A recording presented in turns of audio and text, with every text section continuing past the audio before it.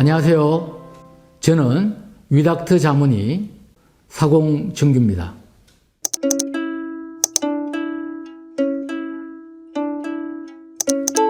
틱은요,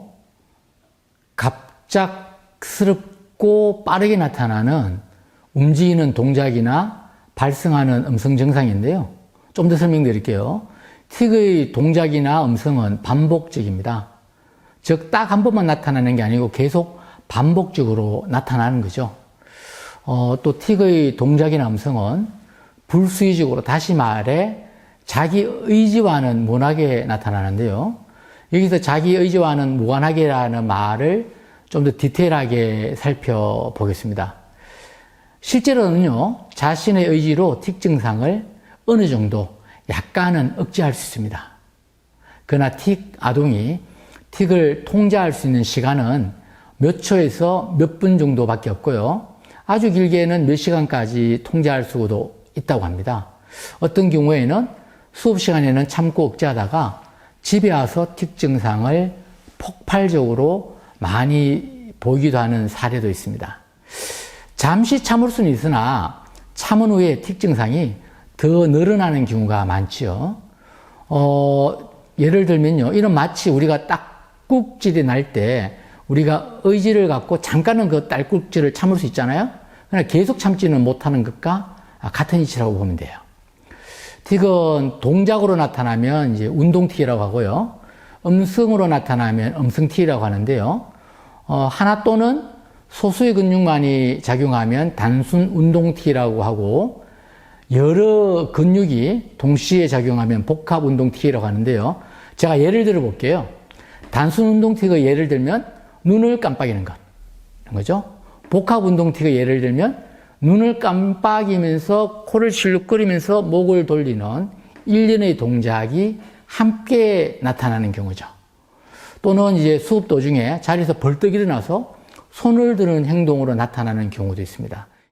하나의 소리로 나오면 단순 음성틱이고요. 낱말이나 문구 또는 이제 뭐 문장으로 이렇게 나오면 복합 음성틱이라고 하는데요. 제가 예를 들어 볼게요. 단순 음성틱은 기침 소리, 코를 훌쩍거리는 소리 등 의성어 형태로 나타나는 경우이고요. 복합 음성틱의 예를 들면 단어나 문장을 말하는 것이죠.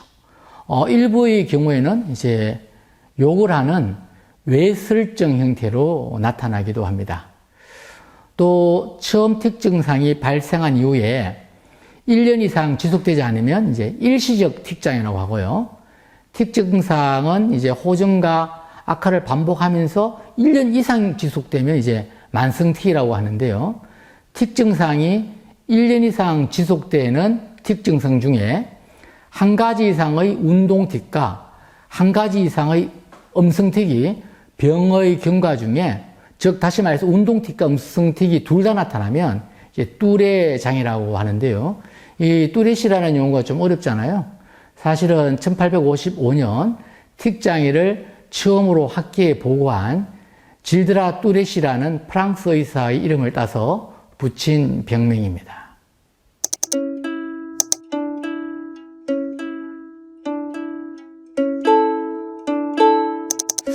운동틱은 대체로 7세경에 발생하는 것으로 알려져 있고요.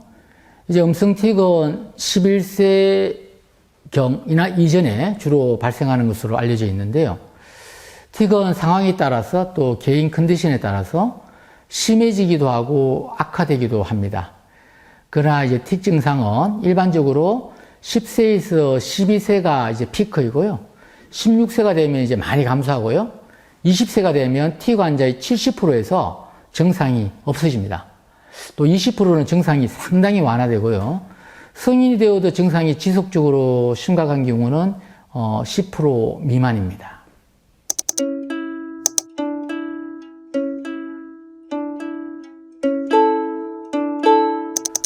틱은 7세에서 12세 학령기 아동기, 즉 초등학교 다닐 때 한 10에서 20% 정도 나타날 만큼 흔한데요.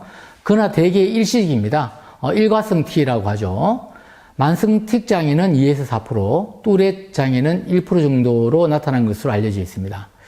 남아에서 여아보다 3배에서 5배 더 많이 발생하는 것으로 되어 있습니다.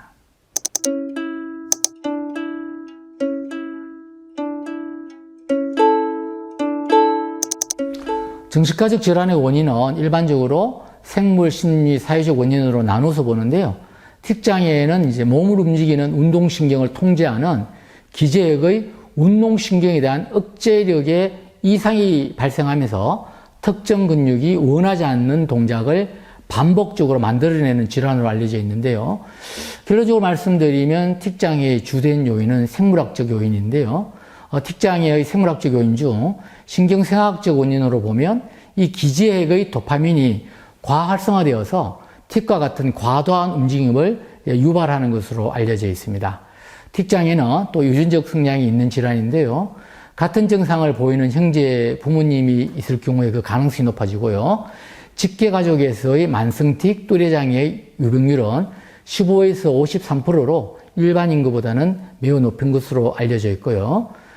틱장애의 심리사회적 원인은 잘 알려져 있지 않는데요. 다만 불안하거나 지지직인 환경이지 못할 때 틱장애가 악화되는 것으로 알려져 있습니다. 틱장애의 원인을 정리하면요. 틱장애는 생물학적 원인이 주된 원인이고요. 심리사회적 원인에 의한 질환은 아니라는 말씀을 드립니다.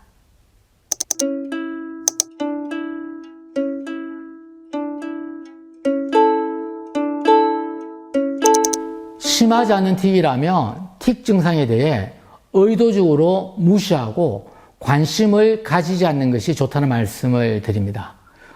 틱에 대한 지나친 관심은요, 오히려 틱을 악화시키고 또 만성화시키거든요.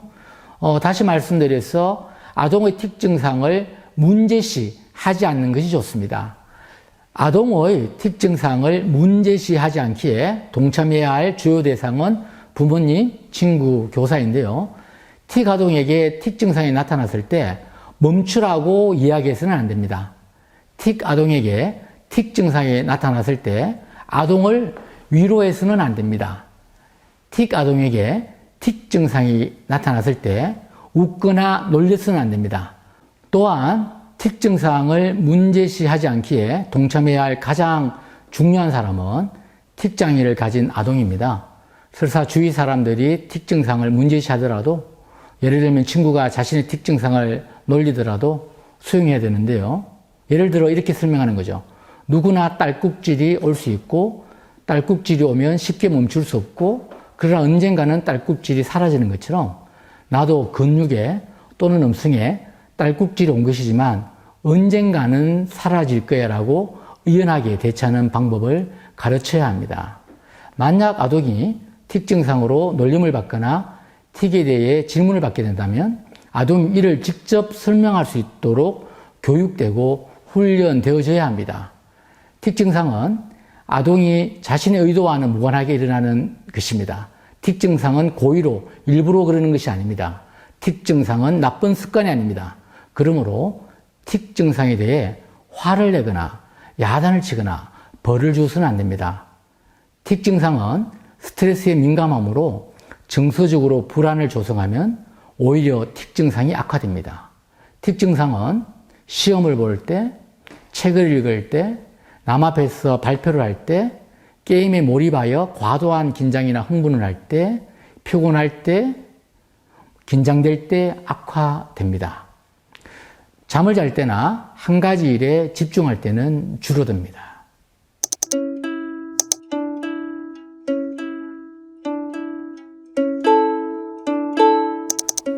틱장애는 생물학적 원인이 주된 원인이지 심리사회적 원인에 의한 질환은 아니라는 말씀을 드렸습니다. 틱장애의 생물학적 원인에서 신경생학적 원인으로는 기저핵의 도파민이 과활성화되어서 틱과 같은 과도한 움직임을 유발하는 것으로 알려져 있는데요. 따라서 틱장애의 가장 효과적인 치료는 약물 치료인 거죠.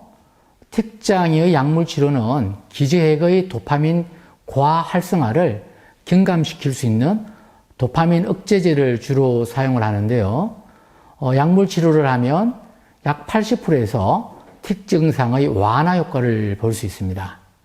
다만 틱장애 약물 치료는 틱의 증상을 없애는 것이 아니라 증상의 완화가 목표라는 것을 명심해야 한다는 말씀도 드립니다. 약물치료의 대원칙은요, 뚜레짱이나 만성운동틱이나 만성음성틱인 경우에는 약물치료의 대상입니다. 즉, 틱이 1년 이상 지속되는 경우죠. 그러나 일반적으로 초기의 경한 증상의 일시적 틱 장애는 주기적으로 증상을 관찰하고 틱에 대한 부모 교육과 환화 교육을 시행하는 것으로 충분한 경우가 많습니다. 그러나 이제 1년 미만의 틱 증상이라 하더라도 임상적으로 약물 치료를 고려해야 되는 경우가 크게 한 두 가지 정도 되는데요. 틱 증상의 빈도나 심도가 아주 중해서 일상생활에 어려움을 겪는 경우이죠. 예를 들면 틱 증상으로 인해 쥐집중이 어려운 경우, 또는 심한 운동틱으로 인해 근육이나 관절에 통증이 동반되는 경우, 또는 주위 사람을 방해하는 경우, 또는 놀림감이 되어서 자존감이 저하되는 경우, 또는 이상한 아이로 낙인 찍히는 경우 등이고요. 또 두 번째로는 틱 증상의 빈도나 심도만을 평가하기보다는 틱 장애와 동반되는 동반 질환의 유무를 포함한 다양한 전체적인 상황을 염두에 두어야 하는데요. 일반적으로 뚜레장애의 약 50%에서 강박장애를 동반한다고 알려져 있고요. 약 25%에서 ADHD를 동반하는 것으로 알려져 있습니다. 즉, 동반장애의 유무를 반드시 확인하고 약물치료 여부를 종합적으로 판단해야 합니다. 틱 증상의 약물치료 시에 통상적으로 증상이 호전된 후 1년 정도는 약물치료를 유지하고요. 주의 깊게 틱 증상을 관찰하면서 약물치료 감량 시도 여부를 판단하는 것이 필요합니다.